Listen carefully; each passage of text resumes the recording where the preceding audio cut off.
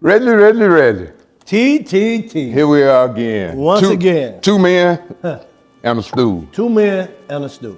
We're gonna spend a little time talking about the stool, but if you didn't catch it, go back to a couple of our first episodes when we gave you in detail what the stool stands for. But Reggie, I'm gonna ask you to do something real hard. I know it is, because I want to jump up and down. 90 seconds on the stool, go. I'm going to take 60. So when we think about success in education, whether we're talking about K through 12 or we're talking about higher ed, we look at the foundation when you're thinking about success. We look at it as it relates to 2 men, in this case, a stool. And the stool represents the culture and climate that first leg, meaning the culture and climate of the school or the classroom. What is the culture and climate, regardless of what one is teaching?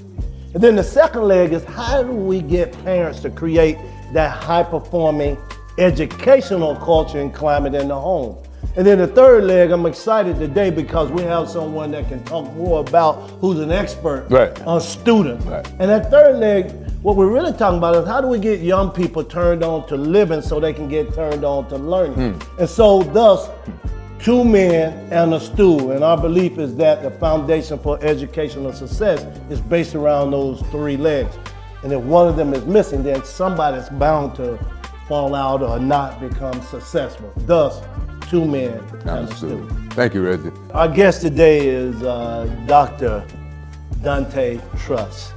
And for our perspective, we know you have a whole lot of road, Doc, but we want to focus on 3 elements. One as it relates to enrollment / recruiting, retention, and then the work that you're doing not just at Grand Valley State, but the work you're doing around Black and brown boys and the symposium that you put on that we have been a part of. And so let me just say, first of all, we thank you for your time and just want to open up, Doc, and just let you know how appreciative you are. And then we'll go ahead and let you say anything you'd like to add before we get into it. And Doc, go ahead and give us all the upper levels part of your introduction. Okay. So we'll won't slight you in it. All right. Well, first of all, let me say thank you.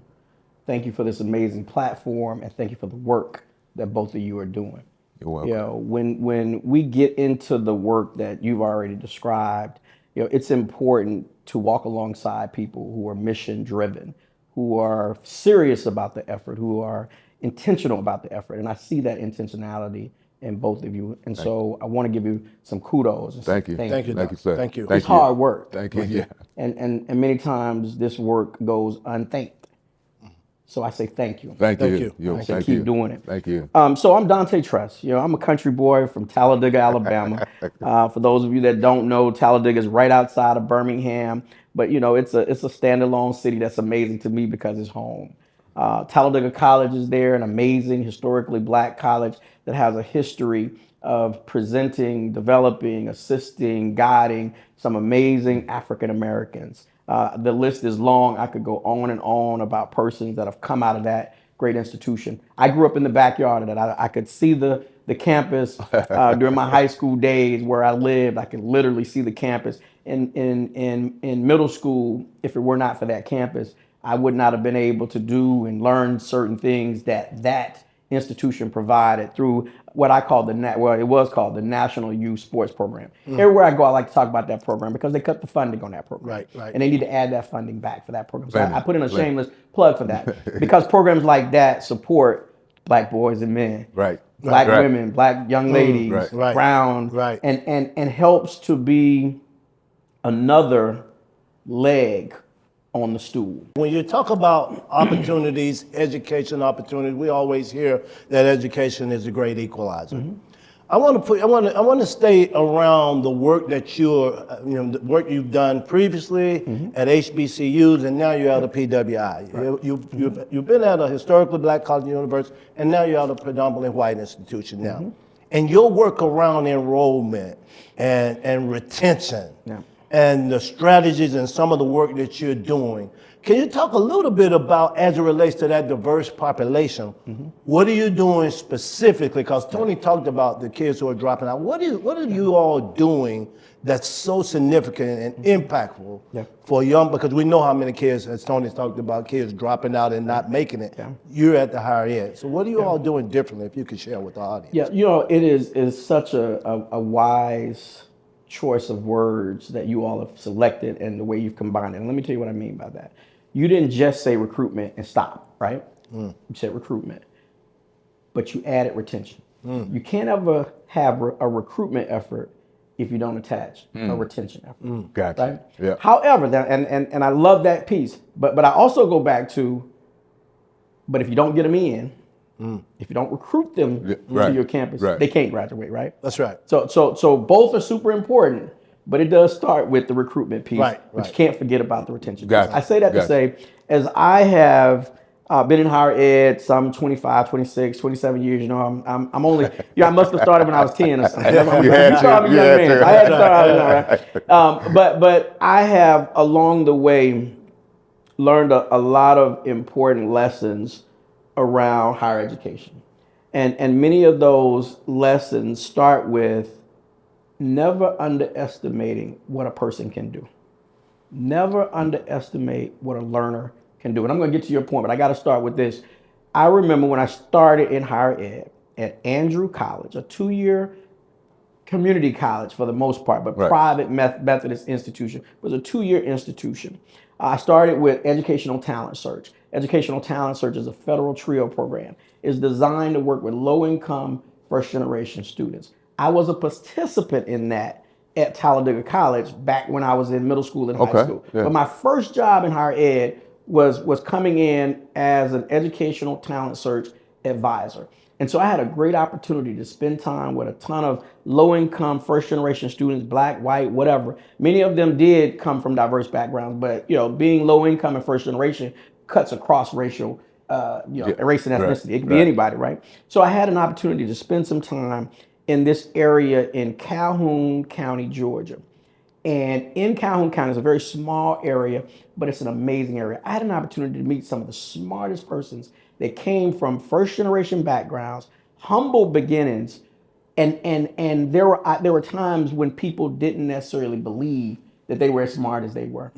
Man, I saw those learners coming from this small area, this low-income area, and they were doing some amazing things. And we would take them across the country and compete in academic competitions, et cetera. I start with that because early on, I realized I can't look at a person and tell what their potential is. I can't gauge the amount of fight that you got in your heart. I can't gauge the amount of resiliency, and I've heard you talk about that in other podcasts. The grit that I can't gauge that, right? And so I bring that philosophy in recruiting students wherever I go. Doc, you used the term, and I think I'm gonna get me a t-shirt that said not perfect yet. Yes. And you kept saying that about every program that you started, because that, to me and to us, that says you're what we call an immediatist. You don't wait to just let the whole fire start burning or burn the whole house down. Absolutely. Let me go in and put the fire out now. That's right. So I'm gonna get that t-shirt that says what, Doc? Not perfect yet. I love it. And if you think about the Send me not some perfect. So if you think about that, we met you at this thing that you had to be bold to take the initiative to say you're gonna start a Black Boys and Men Symposium in Grand Valley State University. And we come to speak at it, and we've been fortunate. I want to say thank you again several times. And we're almost gonna make it up to the keynote spot. We getting there. We're real might close. be getting the call here today now. But when you think about the fact that you put on this symposium, we come to present, but we also come to get motivated. Because there are so many other speakers like us, and then you bring all those young men that look like us to hear about what does it take, to, not just to be a college student, but to be a positive Black boy and man. So talk more about taking the stab at, not perfect yet, but starting an initiative like that. I'm gonna give the full history of the Black Boys and Men Symposium. I want to pay homage to Shippensburg University and the president then at Shippensburg University, Lori Carter, first African-American female president at Shippensburg University. I actually, along with her, started the Black Boys and Men Symposium at Shippensburg University. I was there, and my last year there, we did the symposium.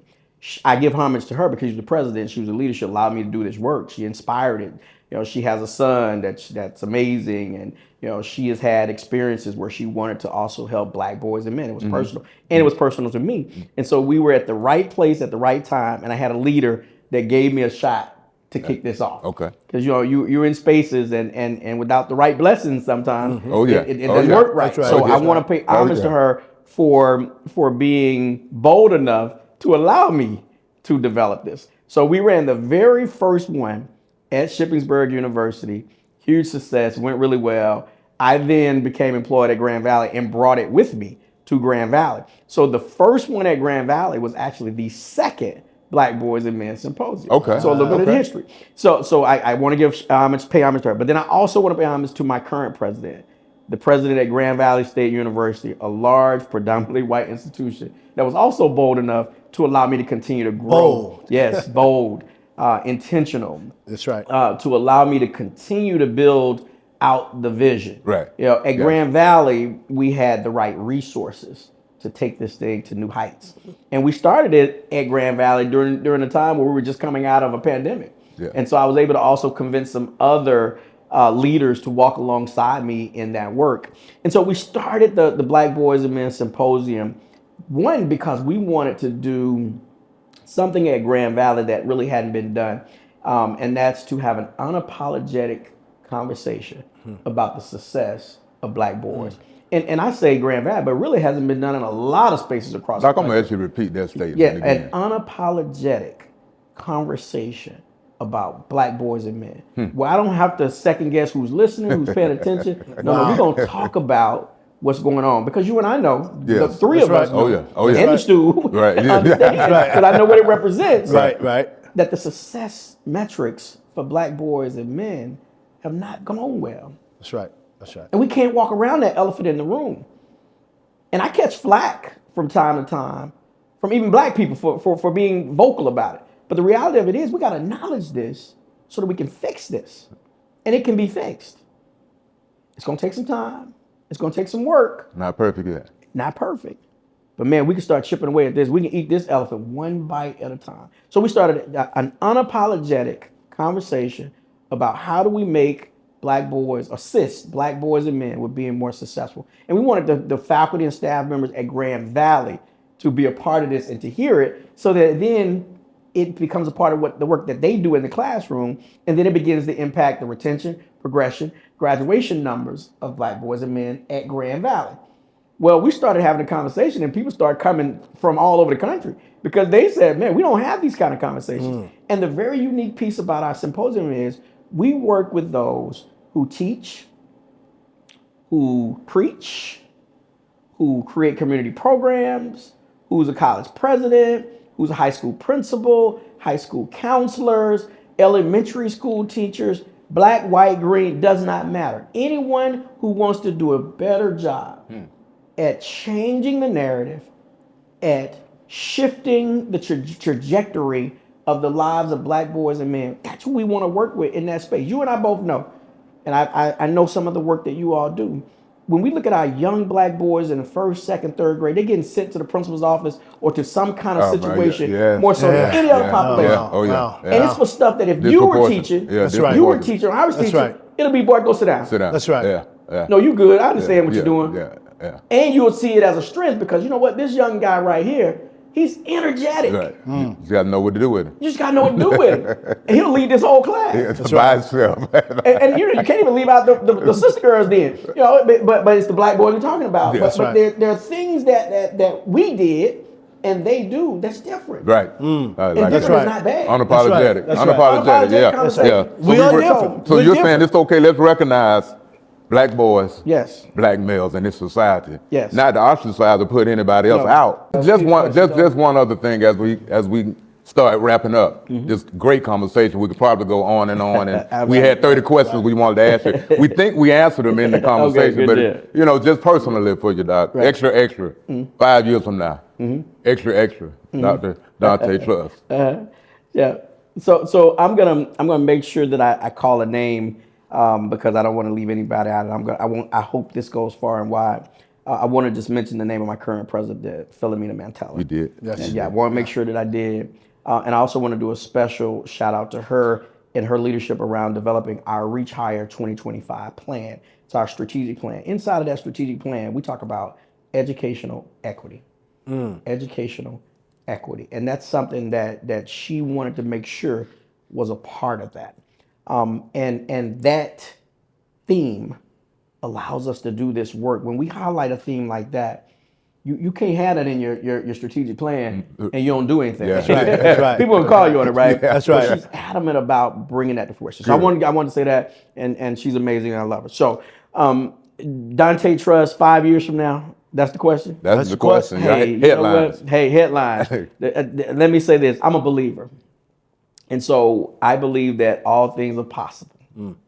And so as I believe that, I'm also one who thinks and believes that my steps are ordered by God.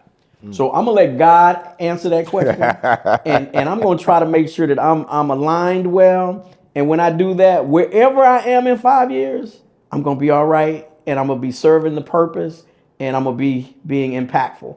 But I'll tell you one thing: wherever I am, it's still gonna be a matter of pushing hard to make sure that people like me have amazing educational opportunities. I'm a true believer in as we work to raise the tide, all the boats will come up. So this particular work that we talked about today was about black boys and men. But when we do the best to make things better for them, we also make it better for young white boys. That's right. Young Latinx boys, That's young right. Asian boys, That's right. young Native American boys. right. Because what we'll find is some similarities there. Right. And when we make the culture that you talked about, when we enhance that culture, so it's supportive of all of them, and can't leave out our young ladies. I don't want to use boys, That's right. but that's That's what we're right. talking about. That's But right. I'm spreading this out, no matter what the gender and identity pieces are. But when we fix situations for some who have been hit the hardest, we fix stuff for everybody. And then this country becomes the best place that it can be. That's right. Yeah, but so to your point, I'm gonna go where where God sends me, and I'm gonna be appreciative while I'm there. And I'm so thankful for the two of you and the work that you do. Thank you, Doc. You know I can't push back with a godly answer, so I'm going to leave it at But I that. know what you really wanted to say, but we understand we have to be correct in this environment. Hey, you know, we got 5 million viewers to go see this. We gotta make sure we good. I just want to say thank you, Doc, for being here with two men in the stool and taking the time out, first of all, just to spend with us. Because we see you on the move at the conference, and we said, that guy doing something. Before LaWanda told us who you were, and she said, that's the BP, that's who brought y'all here. Now we see why she speaks of you the way she does and the way you move through the campus. We just delighted that you came.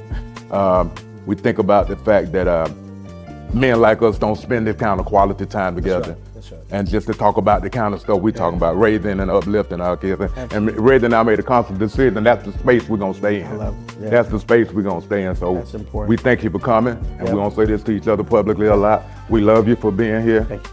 and thank you for coming. And I just want to close by saying, most of our listening audience are used to something we call edutainment. But you can entertain without educating. Well, we made a choice that bringing you in, yes, we want to laugh, want to smile, but this is serious business. Absolutely. And what you're sharing and being intentional and having those courageous, not just conversations, but doing something about it. And so on behalf of Tony and I, our tagline, two men on the stool, just appreciate you, Dr. Truss, for all the work that you're doing, and definitely thank you for keeping us as part of the team on that horizon as you move along that journey. And just want to say thank you so very much for your time. Hey, thank you guys. Keep up the great work. I would be completely remiss if I didn't say LaWanda Williams is amazing, and she is truly a driving force behind the Black Boys and Men Symposium. I gotta give her that special shout out.